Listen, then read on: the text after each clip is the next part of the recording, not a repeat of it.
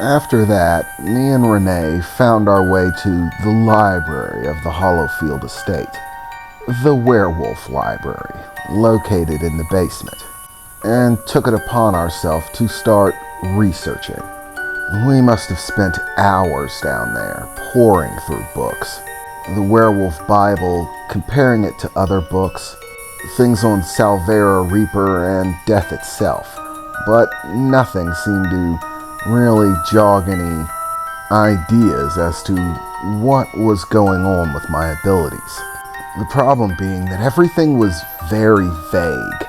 For whatever reason, even though everyone seemed to know that Reapers were a real thing, information on them seemed to be scarce at best. And even when them or their abilities was called in on books or referenced in some way, it was always some vague roundabout description of their control over death that didn't seem to make any sense or describe it in any great amount of detail. They would talk about them pulling the strings of fate, deciding death, foretelling one's death, and things of that nature. But there was no description of how their abilities work.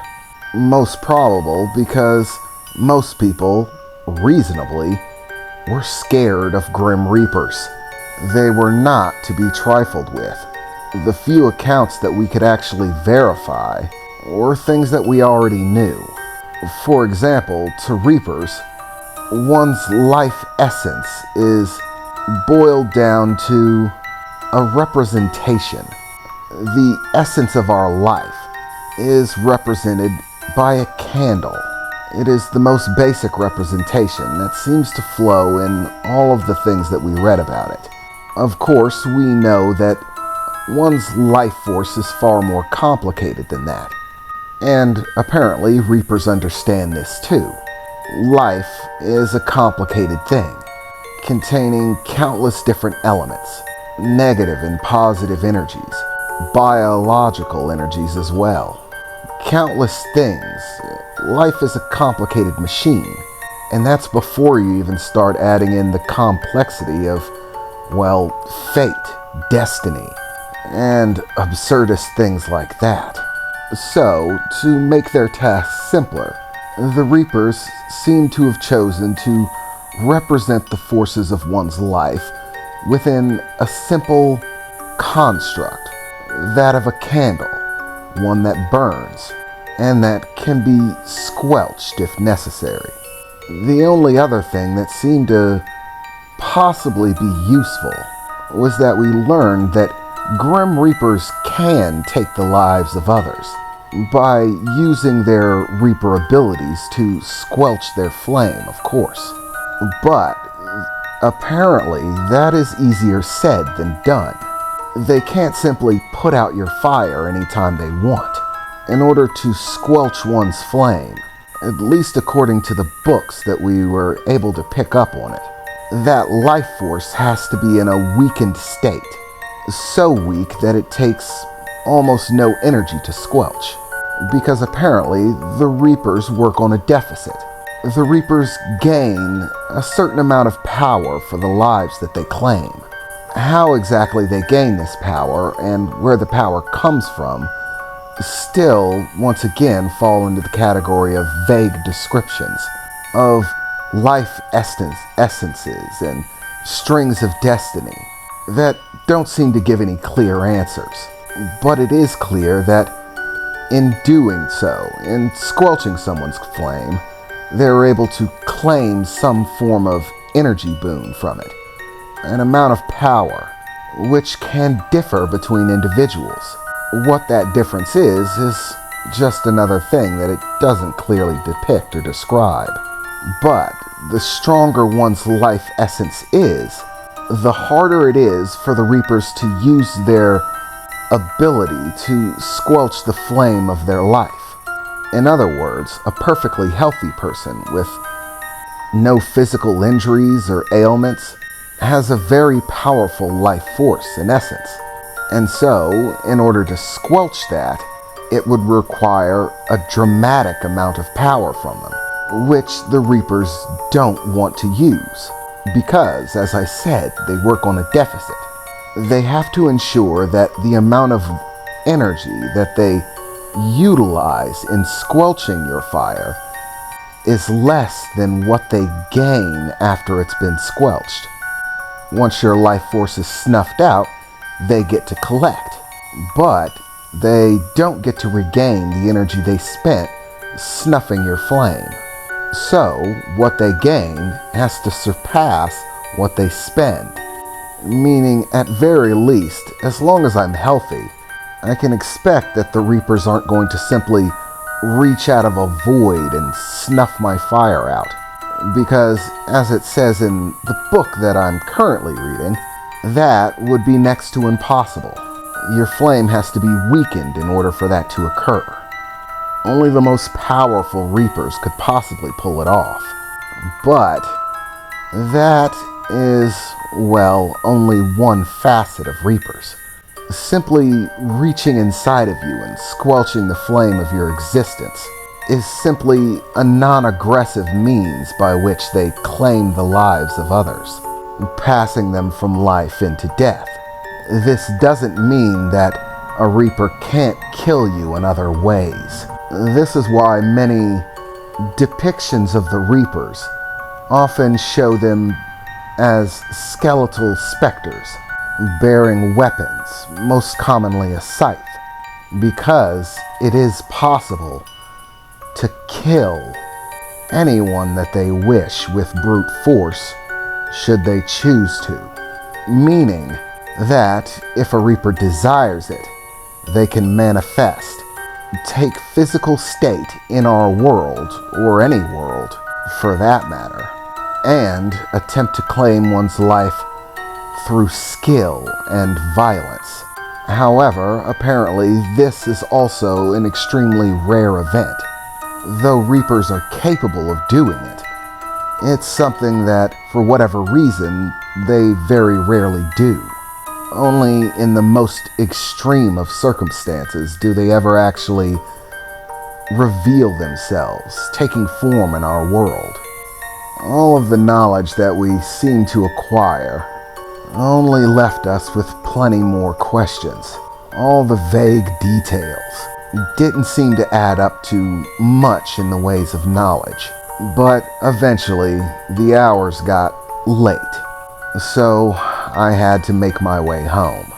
Getting grounded was definitely not something that I needed at this point in time. It would only slow us researching down. So, Renee gave me a ride home, and I eventually found my way inside, walking through the door completely exhausted from a day of poring through books. As I got there, my dad was actually home for the day. Apparently, he had got home a little early, and seemed to be in the kitchen, grabbing himself a snack and a beer. "Oh, hey son. Whoa, what happened to you? You look downright worn out," he said as I walked in the door, my book bag sort of haphazardly hanging off my shoulder. Late day, Dad. I ended up having to stay over Renee's for a while on a study session. We've got some big tests coming up, with an unfortunately large amount of new material to study over. So, we spent hours studying. It was completely exhausting, and I still don't think we got what we needed. "Oh, well, I'm sorry to hear that, son. Son, I also noticed that you haven't filled out to start training under any new dojos. So what's up, son? Is something bothering you? I mean, you've loved martial arts since you were a kid. Have you had a change of heart?" "Oh, no, Dad. I'm still training." "What? With who? I haven't gotten the paperwork for any new dojos." "Actually, Dad, I'm training with Renee's dad." "What?" "Yeah, Renee's dad is actually a renowned martial artist. In fact, he's got black belts in just about every form of martial arts. You should see his trophy room. It's ridiculous.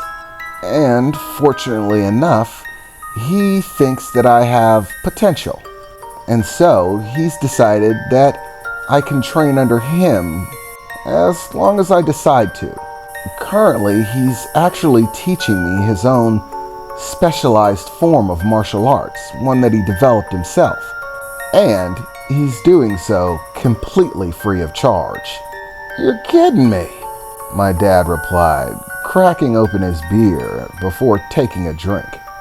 "I gotta tell you, free is one hell of a deal." "You're telling me, Dad.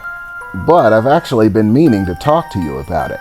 Now that I'm training under Renee's dad, you don't need to spend any more money on dojos or anything like that. So why don't you and Mom have some fun? Go out sometime. Maybe take a little bit of time off of work. You guys work really hard. It'd be nice to see you two get to relax every now and again. So if there's one thing that not having to pay for a dojo is really gonna benefit, I hope it's you two. I know we aren't exactly rich, Dad, and shelling out for those dojos all these years has been pricey, I know it. So I just wanted to let you know that I appreciate it. Everything that you've done to support me over the years. So I want you and Mom to be able to take it a little easier. One less bill to worry about." "Okay, you're gonna make me fucking cry," my dad replied.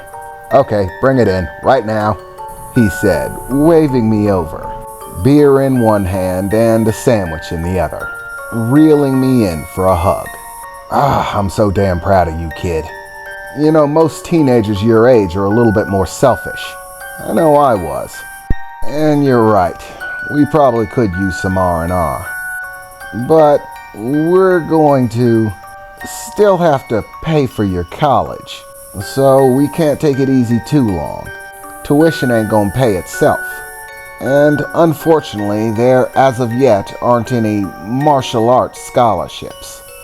"Actually, Dad," I replied, "I've actually been looking into college, and I think there's a reasonable chance that I could get a full scholarship to a fairly nice one.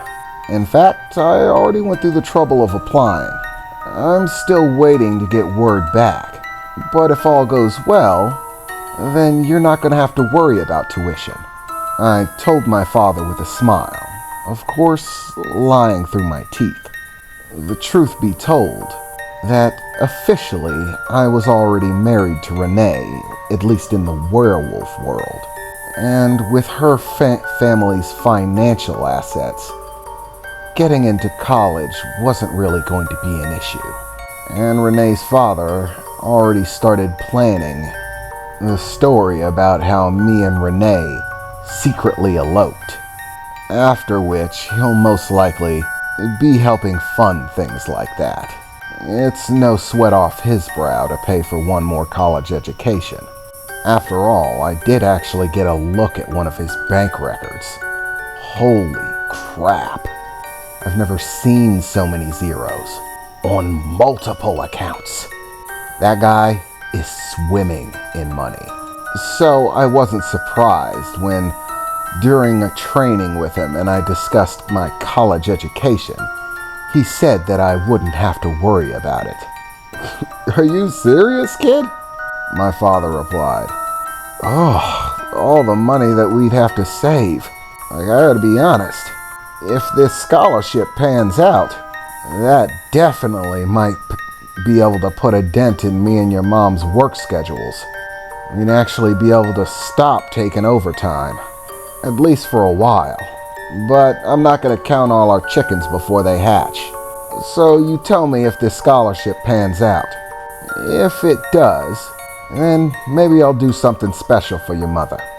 With the money that's in your college account, we could probably afford to go on a very nice trip. And just between you and me, if I happen to slide you an envelope with a large amount of money in it, and instructions to buy yourself a nice car, we just don't have to tell your mom until it's all over and done with. I know she's a little antsy about you driving, but it's a rite of passage for a man. You should have had a car already. but we thought a college education was a bit more important to stock up for. Regardless, it doesn't really matter what happens, as long as you're happy with your life, son. And we as your parents do the best we can to give you the life you need, the life you want. That's what really matters, son. It's not the amount of money you have. That's not what makes a man happy. What makes a man happy is knowing that he's got a place to call home. That's something you're never going to be lacking, you understand? All right, I've dragged you up enough. You look exhausted. Get to bed. Okay, Dad, I replied, as I continued my march up to my room, walking in, closing the door behind me, and splatting face first on my mattress. Ugh. This day is finally over, and yet another one awaits around the corner tomorrow. I think I need a vacation, I said before I finally drifted off to sleep.